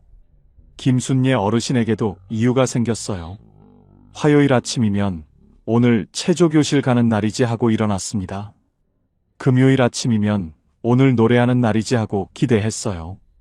일요일 오후면 내일 산책 가야지 하고 계획을 세웠습니다. 작은 이유들이었지만 하루를 살아가게 만들었어요. 그러던 어느 날 딸에게서 전화가 왔습니다. 한 달 만이었어요. 엄마, 안녕하세요. 요즘 어떻게 지내세요? 응, 잘 지내. 건강은요? 괜찮아. 요즘 복지관 다녀. 복지관요? 응. 체조도 배우고 노래도 불러. 딸이 놀란 목소리로 말했어요. 엄마 목소리가 밝아지신 것 같아요. 어르신도 놀랐습니다. 자기 목소리가 밝아졌다는 걸 처음 알았어요. 그래? 네, 예전에는 기운이 없으셨는데 지금은 달라요. 전화를 끊고 나서 어르신은 생각했어요. 내가 정말 달라진 걸까? 거울을 봤습니다. 얼굴은 똑같았어요. 주름도 똑같고 흰 머리도 똑같았습니다. 하지만 뭔가 달랐어요. 표정이 달랐습니다. 눈빛이 달랐어요. 나 좀 밝아진 것 같네. 여보, 나 이제 괜찮아진 것 같아. 당신 없이도 살 수 있을 것 같아. 미안해. 하지만 고마워. 당신 덕분에 여기까지 왔어. 일기를 쓰면서 눈물이 났어요. 슬픈 눈물이 아니었습니다. 감사한 눈물이었어요. 6개월이 지났습니다. 김순례 어르신은 여전히 혼자 살고 있어요. 남편은 돌아오지 않았습니다. 연금은 여전히 90만 원이에요. 자식들은 여전히 바빠요. 외롭고 가끔 눈물 나요. 하지만 괜찮아요. 이제는 혼자 사는 법을 알았습니다. 외로움과 함께 사는 법을 배웠어요. 외로움은 없앨 수 없습니다. 하지만 외로움이 전부가 아니에요. 외로움 속에서도 기쁨이 있습니다. 작은 기쁨들이요. 아침에 눈을 떴을 때 따뜻한 햇살, 창밖의 새소리, 산책길의 꽃, 친구와 나눈 인사, 맛있는 밥, 좋은 책 구절, 노래방에서 부른 노래. 이런 작은 것들이 하루를 채워요. 거창한 행복이 아니어도 됩니다. 작은 만족으로 충분해요. 일본의 선승 료카는 이런 시를 남겼습니다. 죽기 전에 하고 싶은 일이 뭐냐고 물으면 봄에는 꽃을 보고 여름에는 시냇물 소리를 듣고 가을에는 단풍을 보고 겨울에는 눈을 보고 싶다. 처음에는 이해가 안 됐어요. 이게 무슨 하고 싶은 일이에요? 너무 평범하잖아요. 하지만 이제는 알아요. 이게 진짜 하고 싶은 일이라는 걸요. 거창한 계획이 필요 없습니다. 세계 여행 갈 필요 없어요. 그냥 오늘 하루를 잘 사는 겁니다. 봄에 꽃을 보고, 여름에 시원한 물을 마시고, 가을에 단풍을 보고, 겨울에 따뜻한 아랫목에 앉는 것. 그게 전부예요. 김순례 어르신은 이제 압니다. 노년은 버티는 시간이 아니라는 걸요. 노년은 채워가는 시간입니다. 하루하루를 작은 것들로 채워가는 거예요. 오늘 뭘 먹을지, 오늘 누굴 만날지, 오늘 뭘 할지. 이런 작은 선택들이 모여서 하루가 되고, 한 달이 되고, 1년이 됩니다. 혼자 산다는 건 외롭습니다. 부정할 수 없어요. 하지만 동시에 자유롭습니다. 누구 눈치 안 보고 살 수 있어요. 먹고 싶은 거 먹고, 하고 싶은 거 하고, 쉬고 싶으면 쉽니다. 자식에게 기대지 않아도 돼요. 자식들도 각자 삶이 있습니다. 바쁘면 바쁜 대로, 시간이 있으면 있는 대로 연락하는 거예요. 어쩌다 전화 오면 고맙고, 안 와도 서운하지 않습니다. 대신 나를 챙깁니다. 내가 나를 돌봐요. 밥 잘 먹고, 산책하고, 사람 만나고, 웃고, 노래 부르고, 나를 위해 사는 겁니다. 어느 날 복지관에서 새로운 할머니를 만났어요. 70대 초반쯤 돼 보였습니다. 남편을 얼마 전에 떠나보낸 분이었어요. 눈이 붓고 표정이 어두웠습니다. 김순례 어르신은 그 할머니에게 말을 걸었어요. 안녕하세요? 처음 오셨어요? 네. 나도 작년에 남편 떠나보냈어요. 할머니가 고개를 들었습니다. 정말요? 네. 처음에는 죽을 것 같았어요. 근데 이제는 좀 괜찮아요. 어떻게요? 어르신은 웃으며 말했습니다. 시간이요. 그리고 이렇게 나와서 사람들 만나는 거요. 할머니의 눈에 눈물이 고였어요. 저도 괜찮아질 수 있을까요? 그럼요. 저도 그랬는데요, 뭐. 처음에는 안 믿어졌지만 정말 괜찮아져요. 완전히 괜찮아지는 건 아니에요. 여전히 외롭고 가끔 눈물 나요. 근데 그래도 살만해져요. 할머니는 고개를 끄덕였어요.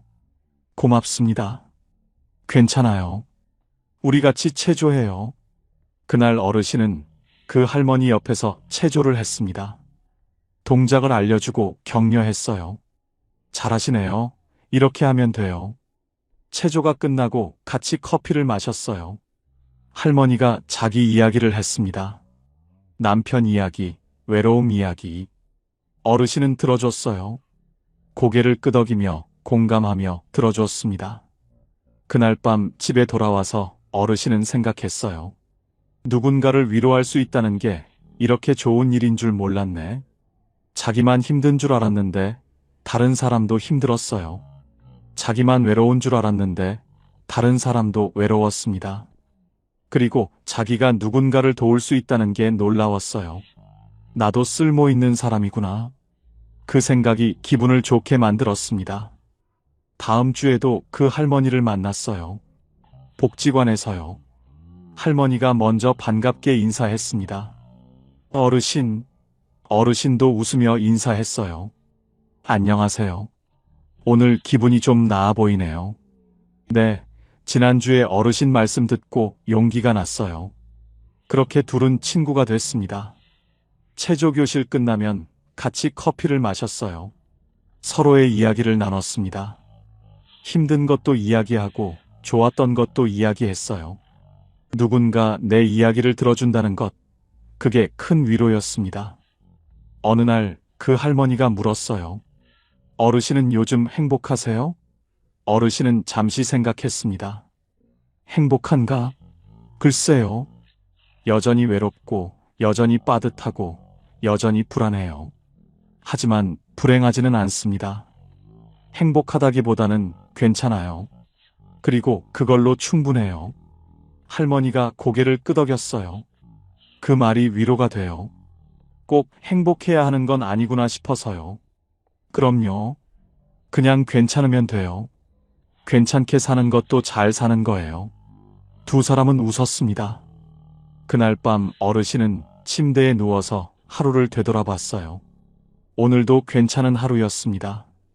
아침에 일어나서 밥을 먹고 산책을 하고 복지관에 가서 친구를 만났어요.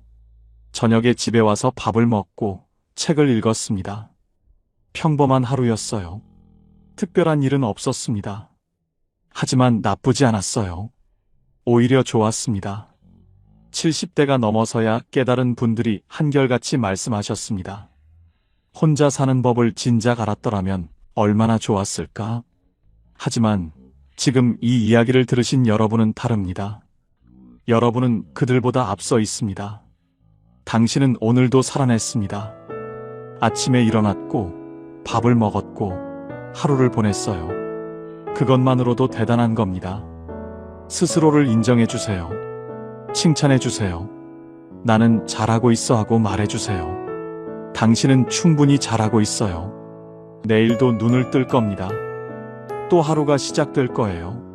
10년 후, 20년 후, 당신이 여전히 건강하게 웃고 있을 이유는 바로 오늘, 당신이 내린 이 작은 선택들 때문일 겁니다. 오늘을 살아냈으니 내일도 살아낼 수 있어요. 당신은 소중한 사람입니다. 살아있다는 것만으로도 의미가 있어요. 오늘도 내일도 여러분이 행복하시길 진심으로 응원합니다. 한평생 가족을 위해 살았는데 나이가 들고 보니 가족과 함께 있어도 문득 외로워 눈물이 주르르 흐릅니다. 아무 이유도 없이 밥상 앞에서 거실에서 손자들이 떠드는 소리 속에서 내가 왜 이러나 싶어 얼른 고개를 돌리셨던 적이 있으십니까? 그게 이상한 것이 아닙니다. 함께 있다고 행복한 것이 아니기 때문입니다. 진짜 나로 살지 못할 때 사람은 사람들 속에서 가장 외롭습니다. 통계청 국민 삶의 질 보고서에 따르면 삶에 만족한다고 답한 노년층은 단 29.9%에 불과했습니다. 가족과 함께 살면서도 행복하지 않은 분들이 그 안에 얼마나 많이 계신지 모릅니다. 그런데 오늘 한 가지 놀라운 이야기를 드리려 합니다. 혼자 산다는 것이 외롭고 쓸쓸한 것이 아니라 어쩌면 인생에서 처음으로 진짜 나로 살 수 있는 시간이라는 것. 105세까지 사신 김형석 철학자 선생님이 이런 말씀을 남기셨습니다. 나는 70세가 넘어서야 처음으로 진짜 자유로워졌습니다. 비로소 나 자신으로 살기 시작했으니까요. 혼자 사는 노년이 더 축복인 진짜 이유 5가지. 끝까지 보시면 여러분의 인생관이 바뀔 것입니다. 자, 지금 시작하겠습니다. 경북 안동에 사는 이금순 씨, 올해 73살입니다. 이분의 이야기가 오늘 이 시간의 시작입니다. 남편이 세상을 떠난 것은 68살 때였습니다. 갑작스러운 이별이었습니다. 장례를 치르고 나서 텅 빈 집에 혼자 앉아있던 첫날 밤, 금순 씨는 이 집에서 혼자 어떻게 살아야 하나 막막했습니다. 아들이 달려왔습니다. 엄마, 우리 집으로 오세요. 며느리도 환영한다고 했습니다. 손자들도 할머니 온다고 좋아했습니다. 그래서 금순 씨는 짐을 쌌습니다. 그리고 아들 집으로 들어갔습니다. 처음 한 달은 괜찮았습니다. 손자들이 재롱을 부리고 밥상에 사람이 있고 집안에 소리가 있었습니다. 그런데 2달째부터 조금씩 달라졌습니다. 며느리는 착했습니다. 잘해주는 아들이었습니다.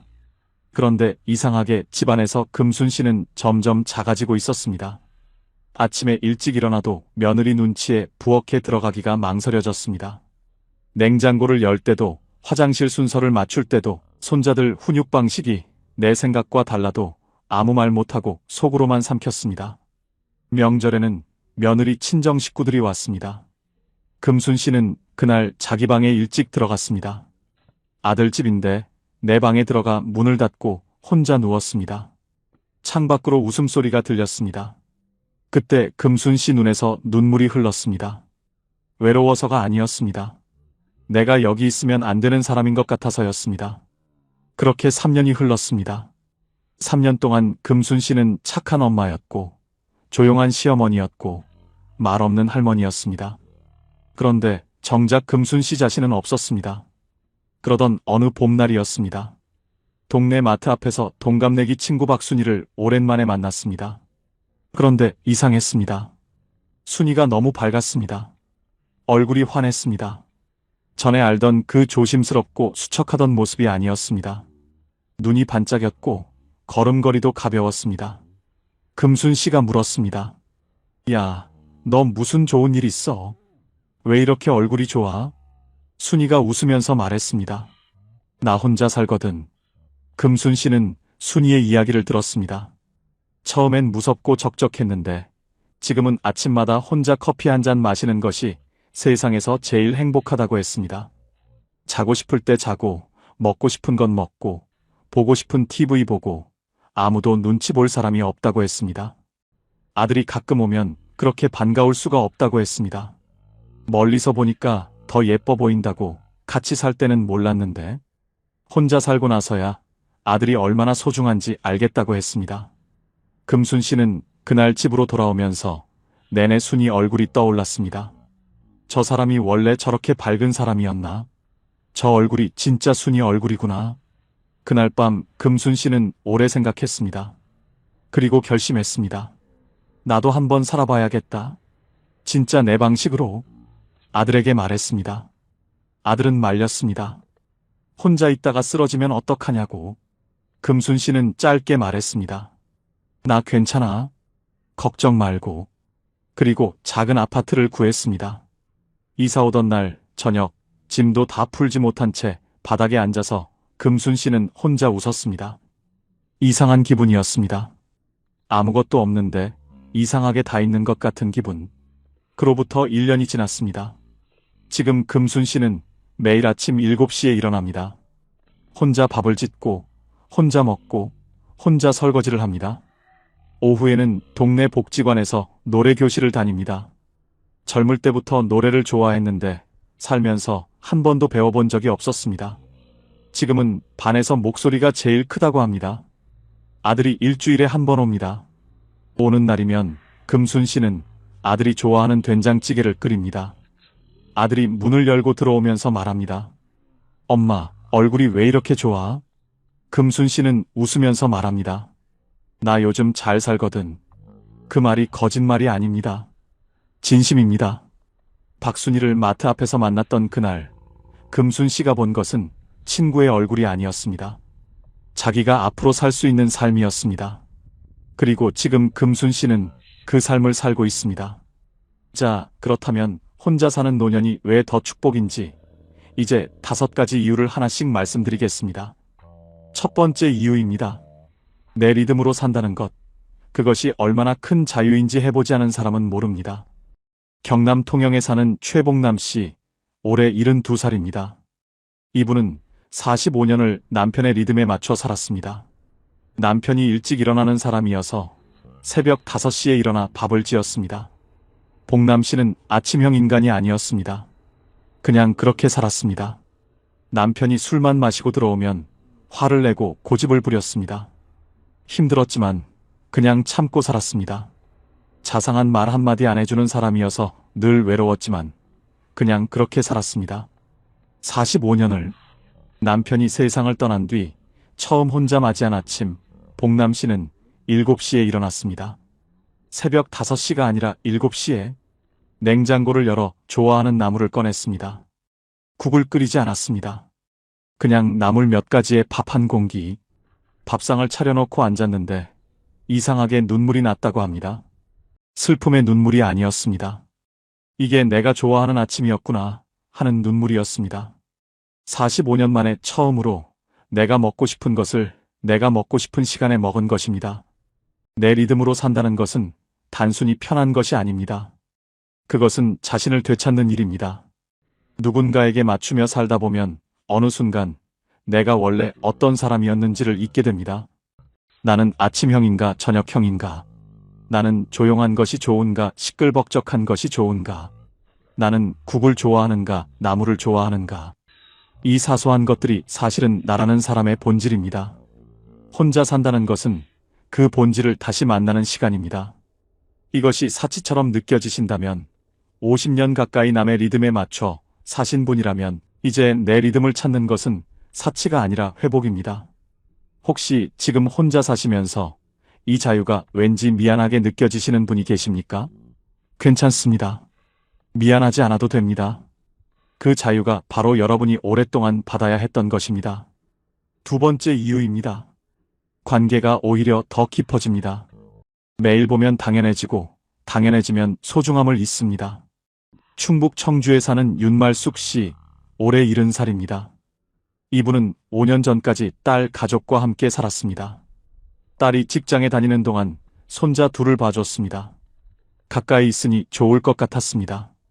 그런데 가까이 있을수록 작은 것들이 쌓였습니다. 손자들이 말을 안 들으면 딸이 곁에서 한마디를 했습니다. 엄마가 너무 받아주지 마세요. 그 한마디가 마음에 걸렸습니다. 반찬을 만들어줘도 아이들이 안 먹으면 왠지 서운했습니다. 딸과 사위가 사소한 다툼을 해도 눈에 보이니 마음이 무거웠습니다. 모든 것이 너무 가까이 있으면 경계가 무너집니다. 그리고 경계가 무너지면 관계도 서서히 닳습니다. 윤말숙 씨는 결국 분가를 결심했고 지금은 버스로 30분 거리의 작은 아파트에 혼자 삽니다. 놀라운 일이 생겼습니다. 딸이 더 자주 연락을 합니다. 손자들이 할머니 집에 오고 싶다고 조릅니다. 함께 밥을 먹을 때가 전보다 훨씬 더 따뜻합니다. 윤말숙 씨는 이렇게 말합니다. 같이 살 때는 딸이랑 매일 봤는데 왜 그렇게 서먹했는지 몰라요. 지금은 일주일에 한 번 보는데 볼 때마다 반가워요. 같이 사는 것이 사이를 가깝게 하지 않습니다. 보고 싶을 때 보는 것이 사이를 가깝게 합니다. 매일 보면 당연해집니다. 당연해지면 감사함이 사라집니다. 감사함이 사라지면 관계는 서서히 식습니다. 반면 거리가 생기면 만남이 소중해집니다. 전화 한 통이 반가워집니다. 같이 먹는 밥 한 끼가 특별해집니다. 일본의 저명한 노년학자 히노하라 시게아키 박사는 말했습니다. 가장 건강한 노년의 관계는 적당한 거리에서 깊은 온기를 주고받는 것이다. 가까이 있되 붙어 있지 않는 것. 그것이 오히려 더 오래, 더 깊게 사랑할 수 있는 방법입니다. 지금 혼자 사시면서 자식과 멀어지는 것 같아 불안하신 분이 계십니까? 멀어지는 것이 아닙니다. 더 오래 사랑할 수 있는 거리를 만드는 것입니다. 세 번째 이유입니다. 혼자 있어야 비로소 나를 만납니다. 소음이 없어야 내 안의 소리가 들립니다. 전북 전주에 사는 임순예 씨, 올해 69살입니다. 이분은 평생 조용히 살았습니다. 말이 많은 편이 아니었고 혼자 있는 것을 좋아했지만 그럴 틈이 없었습니다. 아이들이 있었고 남편이 있었고 시댁 식구들이 있었고 이웃들이 있었습니다. 집안에 늘 누군가가 있었고 늘 무언가를 해야 했습니다. 혼자가 된 첫 해는 솔직히 힘들었습니다. 집이 너무 조용했습니다. 밥을 혼자 먹는 것이 적적했습니다. TV를 켜놓고 소리라도 들어야 덜 외로웠습니다. 그런데 1년이 지나면서 달라지기 시작했습니다. 그 조용함이 조금씩 편안해졌습니다. 소음이 없어지자 오랫동안 들리지 않던 소리가 들리기 시작했습니다. 내 안의 소리였습니다. 어릴 때 좋아했던 뜨개질이 다시 하고 싶어졌습니다. 결혼하고 나서는 손댈 시간이 없었는데 문득 실과 바늘이 그리워졌습니다. 동네 문화센터에 뜨개질 수업이 있다는 걸 알고 등록했습니다. 처음에는 손이 서툴렀습니다. 그런데 코를 하나씩 떠가는 동안 마음이 차분해지는 것을 느꼈습니다. 3달 뒤에는 손자에게 줄 목도리를 완성했습니다. 손자가 그 목도리를 목에 두르고 학교에 가는 모습을 보면서 임순례 씨는 오랫동안 느끼지 못했던 뿌듯함을 느꼈습니다. 이분은 말합니다. 혼자 있으니까 내가 뭘 좋아하는지 알겠더라고요. 사람들이 많을 때는 그런 생각 자체를 못했어요. 심리학에서는 이것을 자기인식이라고 합니다. 자신이 무엇을 좋아하고 무엇을 싫어하고 무엇을 할 때 살아있다는 느낌이 드는지를 아는 것. 그런데 이 자기인식은 혼자 있는 시간이 있어야 자랍니다.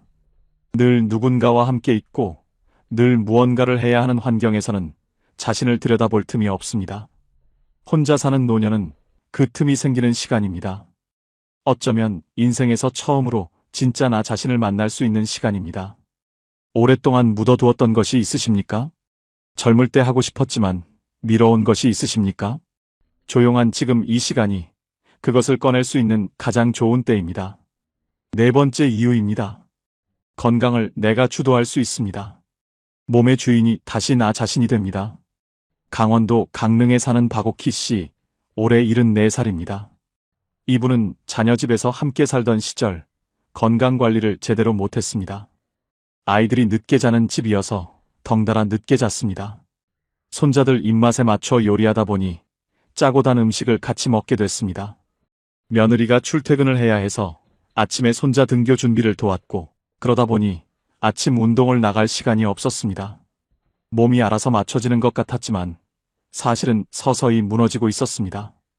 허리가 더 자주 아팠고 혈압이 오르내렸고 잠을 자도 개운하지 않았습니다.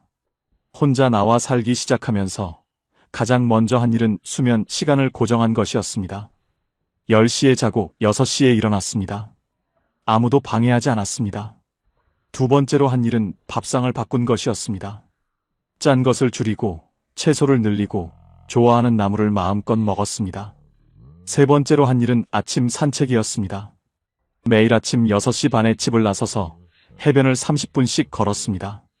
강릉 바다는 계절마다 다른 얼굴을 가지고 있었습니다. 1년이 지나자 허리 통증이 줄었습니다. 혈압이 안정됐습니다. 아침에 일어나면 개운했습니다. 주치의가 물었습니다. 요즘 뭘 달리 하셨어요? 수치가 많이 좋아졌네요. 박옥희 씨는 말했습니다. 혼자 살기 시작했어요. 세계보건기구가 발표한 건강한 노화 지침에 따르면 규칙적인 수면, 균형 잡힌 식사, 꾸준한 신체 활동이 노년 건강을 결정하는 가장 핵심적인 세 가지라고 합니다. 그런데 이 세 가지는 모두 내가 스스로 결정할 수 있을 때 가능합니다. 누군가에게 맞춰 살면 이 세 가지 중 하나도 제대로 지키기 어렵습니다. 혼자 산다는 것은 내 몸의 주인이 다시 나 자신이 된다는 것입니다. 지금 여러분의 하루에서 수면과 식사와 운동을 스스로 결정하고 계십니까? 그 세 가지를 내 손으로 챙기는 것, 그것이 가장 현실적인 건강 비결입니다. 다섯 번째 이유입니다. 외로움과 고독은 다릅니다. 그리고 고독을 즐길 줄 아는 사람이 가장 단단합니다. 대전에 사는 한미숙 씨, 올해 71살입니다. 혼자 살기 시작한 첫 해, 주변 사람들이 자꾸 물었습니다. 외롭지 않아요? 그 말이 처음에는 걱정으로 들렸지만 나중에는 이상하게 들렸습니다. 외로움과 혼자 사는 것은 같은 말이 아니었기 때문입니다. 한미숙 씨는 생각해봤습니다. 외로움을 가장 많이 느꼈던 때가 언제였나? 놀랍게도 가장 외로웠던 때는 혼자 있을 때가 아니었습니다. 사람들 속에 있는데 아무도 나를 진짜로 봐주지 않는다고 느꼈던 순간들이었습니다. 북적이는 명절 상 앞에서 혼자 밥을 먹는 것 같았던 날들. 많은 사람들 사이에 있는데 내 이야기를 하는 사람은 아무도 없던 날들. 그때가 가장 외로웠습니다. 반면 혼자 있을 때의 고요함은 달랐습니다. 그것은 비어있는 느낌이 아니라 채워지는 느낌이었습니다. 좋아하는 음악을 들으며 차를 마실 때, 창밖의 빗소리를 들으며 책을 읽을 때, 아무 말 없이 그냥 앉아 하늘을 바라볼 때, 그 시간들이 오히려 자신을 더 풍성하게 만들었습니다. 철학자 쇼펜하우어는 이런 말을 남겼습니다. 자기 자신과 함께 있는 것을 즐길 줄 아는 사람만이 진정한 자유를 가진 사람이다. 고독은 텅 빈 것이 아닙니다. 고독은 나 자신으로 가득 찬 상태입니다. 외로움은 타인이 없어서 생기는 고통이지만 고독은 나 자신이 있어서 누리는 충만함입니다. 한미숙 씨는 지금도 혼자 삽니다. 그리고 이렇게 말합니다. 처음엔 혼자 사는 게 쓸쓸할 줄 알았어요. 근데 지금은 이 시간이 제일 소중해요. 드디어 나랑 친해진 것 같거든요. 지금 혼자 사시면서 외롭다는 느낌이 드신다면 한번 여쭤보고 싶습니다. 그것이 사람이 없어서 외로운 건지 아니면 아직 나 자신과 친해지지 않아서 어색한 건지. 나 자신과 친해지는 데는 시간이 걸립니다. 그런데 한번 친해지고 나면 혼자 있는 시간이 두렵지 않습니다. 오히려 그 시간이 가장 편안해집니다. 정약용 선생은 18년의 유배 생활 동안 홀로 강진 땅에 머물렀습니다. 가족과 떨어져, 벗들과 떨어져 홀로 있는 그 시간에 선생은 무너지지 않았습니다. 오히려 500여 권의 책을 쓰며 자신의 가장 깊은 곳을 만났습니다. 선생이 남긴 글 중에 이런 구절이 있습니다. 홀로 있는 시간이 있어야 사람은 비로소 자신을 알 수 있다. 홀로 있되 외롭지 않은 것. 그것이 사람이 도달할 수 있는 가장 높은 경지다. 오늘 말씀드린 5가지는 결국 하나로 이어집니다. 혼자 산다는 것은 외면당하는 것이 아닙니다. 비로소 나 자신을 향해 돌아오는 것입니다. 내 리듬을 되찾고 더 깊은 관계를 만들고 나를 발견하고 내 몸을 돌보고 고독 속에서 충만해지는 것. 그것이 혼자 사는 노년이 가진 조용하지만 강한 힘입니다. 이금순 씨는 오늘도 아침 7시에 혼자 밥상을 차립니다. 좋아하는 된장찌개에 나물 반찬. 아무도 눈치 볼 사람이 없습니다. 창밖으로 햇살이 들어옵니다. 금순 씨는 혼자 밥을 먹으면서 혼자 웃습니다. 마트 앞에서 순이를 만났던 그날, 저 사람처럼 살 수 있을까 했는데 지금 자기가 딱 그 모습이라는 걸 압니다. 오늘 5가지 이야기를 함께 들으셨습니다. 핵심을 3가지로 정리해드리겠습니다. 첫째, 혼자 사는 것은 외면이 아니라 회복입니다. 내 리듬을 되찾고 나를 다시 발견하는 시간입니다. 둘째, 관계는 거리가 생겨야 더 깊어집니다. 보고 싶을 때 보는 관계가 매일 보는 관계보다 더 따뜻합니다. 셋째, 외로움과 고독은 다릅니다. 나 자신과 친해지는 연습을 하십시오. 그것이 가장 단단한 노년의 힘입니다. 이번 주 안에 실천할 작은 숙제를 2가지 드리겠습니다. 첫째, 오늘 저녁 조용히 혼자 앉아 내가 요즘 진짜 즐거운 것이 무엇인지 종이에 적어보십시오. 거창하지 않아도 됩니다. 뜨개질이어도 좋고 라디오 듣기여도 좋고 산책이어도 좋습니다. 그것이 여러분이 다시 찾아야 할 나 자신의 단서입니다. 둘째, 자녀에게 전화할 때 먼저 이렇게 말해보십시오. 나 요즘 잘 지내. 보고 싶으면 와. 기다리는 사람이 아니라 잘 살고 있는 사람으로 먼저 서십시오. 자녀가 더 자주, 더 반갑게 올 것입니다. 오늘 이야기가 마음에 닿으셨다면 지금 사시는 지역과 함께 댓글로 한마디 남겨주세요. 혼자 사는 분들의 이야기가 또 다른 누군가에게 가장 현실적인 용기가 됩니다. 구독과 좋아요도 부탁드립니다. 여러분, 살면서 혼자가 된다는 것이 두렵지 않으셨습니까? 처음 혼자 밥을 차렸을 때, 처음 혼자 명절을 보냈을 때, 처음 아무도 없는 집으로 돌아왔을 때, 그 낯섦과 쓸쓸함을 견뎌오신 것만으로도 이미 대단하신 겁니다. 아무도 알아주지 않아도 그 하루하루를 버텨오신 그 마음이 얼마나 단단하고 귀한지 모릅니다. 그런데 오늘 이 영상을 끝까지 보신 여러분께 한 가지 말씀드리고 싶습니다. 혼자 산다는 것이 끝이 아닙니다. 오히려 진짜 나로 사는 삶의 시작입니다. 최복남 씨는 45년 만에 처음으로 자신이 먹고 싶은 아침밥을 먹었습니다. 임순례 씨는 50년 만에 처음으로 뜨개질 바늘을 다시 잡았습니다. 박옥희 씨는 강릉 바닷바람을 맞으며 매일 아침 걷습니다. 한미숙 씨는 드디어 자기 자신과 친해졌다고 말합니다. 그리고 이금순 씨는 오늘도 혼자 밥상 앞에서 웃고 있습니다. 그분들이 찾아낸 행복은 누가 가져다 준 것이 아니었습니다. 혼자 있는 그 시간 속에서 스스로 찾아낸 것이었습니다.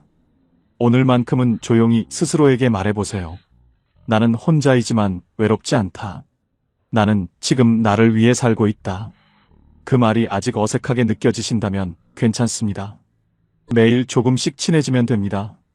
자기 자신과 친해지는데 늦은 나이는 없습니다. 오늘 저녁 창밖의 노을을 혼자 바라보는 것, 좋아하는 음악을 틀어놓고 차 한 잔을 천천히 마시는 것, 아무것도 하지 않고 그냥 조용히 앉아 있는 것. 그 작은 순간들이 쌓여 여러분만의 단단하고 따뜻한 삶이 됩니다.